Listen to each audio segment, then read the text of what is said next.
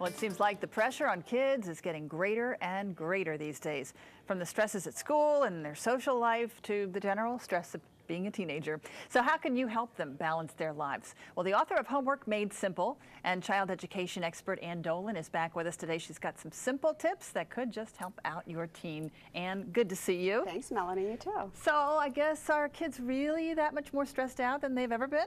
They are, more than ever. A recent study out of San Diego State University found that kids are more stressed out than they were during the Great Depression.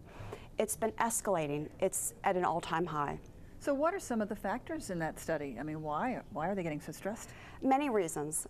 Certainly the onslaught of social media, Facebook, Twitter, the stresses of friends and social life, but certainly grades are playing a big part of it. And now more than ever, kids feel pressure to get into a good college. And they're taking more advanced placement. And these are college level classes more than ever now. And they're hard, they're tough classes. And kids are overloading. They're taking 4 and 5 AP or IB classes just to improve their chances of getting into the college of their choice. So they want it to look really good on their transcript. Yep. And I guess that means they're getting tons and tons of homework. Tons of homework, a lot of homework. I mean, you know, when you compare the homework from an AP class to a regular ed class, it's completely different. You're looking at 3 to 4 times the amount of homework. Now take that and put it on top of 4 really tough classes, and these kids are really overwhelmed. And then on top of that, in order to have a really good transcript, you have to have community service and extracurricular activities and this and that. You have to show leadership in some area, and you have to have an area that you really are motivated about. It's your love, right? And all those things. Yes. In order to tweak your transcript so that it really looks good. Yeah, or your resume, as kids call it. You know, they feel pressured that not only do they have to bring in the grades, but they have to also, like you said, be involved in something that's special. Not just join a bunch of clubs, but be a leader in a club, be the president of a club. You know, I had a friend whose son rode his bike across country the summer before his junior year, and she feels that that one thing put him over the edge.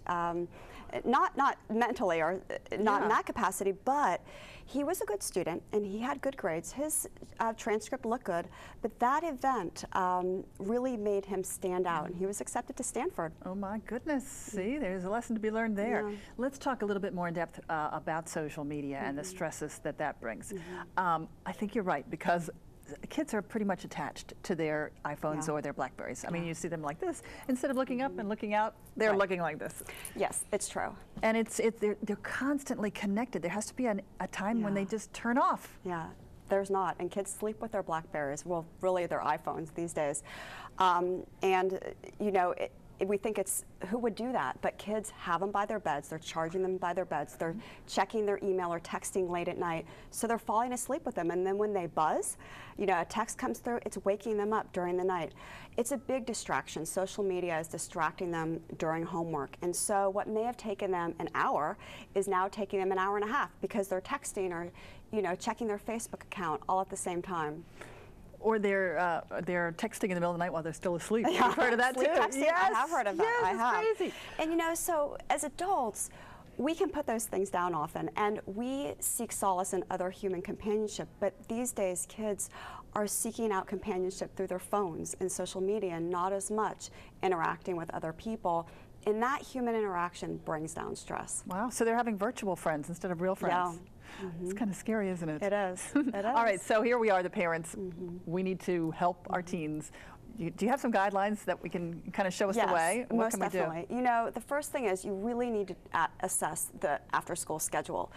Is it putting your kid over the top? Because in some families it is. You know, kids feel stressed, but parents feel stressed too, just driving their kids to all these different places. And do they really need to go to all of these activities? Can those piano lessons go by the wayside? If so, get rid of them. Take a look at the schedule. Does your child really need to take 4 or 5 AP classes this school year? If not, reduce the course load. It's better to start out with a reasonable amount of AP classes or advanced classes than taking too many and having to drop 1 or 2. But is there a golden number of AP classes that kind of needs to be on your you know, you're in your senior year, your junior year, Not in order really. to It kind of get looked at by a good college? It depends where the student wants to go. You know, many kids will take 4 AP or 5 AP classes, which I think is a lot. You know, really a couple at a time? is just fine. At a time. Wow. At a time, yeah. Wow. Yeah. And what about college admissions? I mean, I'm hearing that a lot of the colleges, some of them, the more elite ones, they are taking only 4.0s and above. It's true. So it's not even good enough to get a 4.0, right? You have to get a 4.2 or something. You know, it's different than when we went to college because we didn't have advanced classes that increased our GPA. However, it's true. You know, UVA, the average GPA of an incoming freshman was 4.2.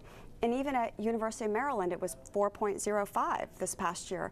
Those are tremendously good GPAs. So even to our state schools, kids are struggling. Yeah, they are. Okay, so other than cracking down on the number of hard classes that they're taking, what else can we do? Really a weekly family meeting, really important. Sunday night, maybe after dinner or during dinner time, sit down with your child and talk. How are you feeling? What are you stressed out about? What do you have coming up this week? Planning ahead really helps reduce stress. You know, think of it, you're coming into work and you feel like, oh my gosh, I have 1,000,002 things to do. Just by writing those things down, you feel like you've had this brain dump and you're just relieved. Same works for kids. So take time with your child before the beginning of the week, talk about what they have going on this week, discuss their schedule, and just make it a time for open communication with your child. And how they can achieve the goals of that week by getting organized. Yes, absolutely. It's a How much time do you think you're going to need to write that paper? Okay, let's plan that for whatever day. It's huge, really. So many kids will procrastinate when they feel anxious or overwhelmed, but having that weekly family meeting to get prepared and organized for the week makes a huge difference. So instead of doing something Thursday night that's due on Friday, kids are more likely to start a couple days earlier when parents can guide them in that way. Great ideas. Thanks so much, Ann Dolin, for coming in Melanie. today. Thank you. Hopefully you'll have a stress-free holiday. Oh, you too. All right, well, we are going to step away for a sponsored segment, but when we come back, find out why one comedy star was kicked off an airplane and how he fought back.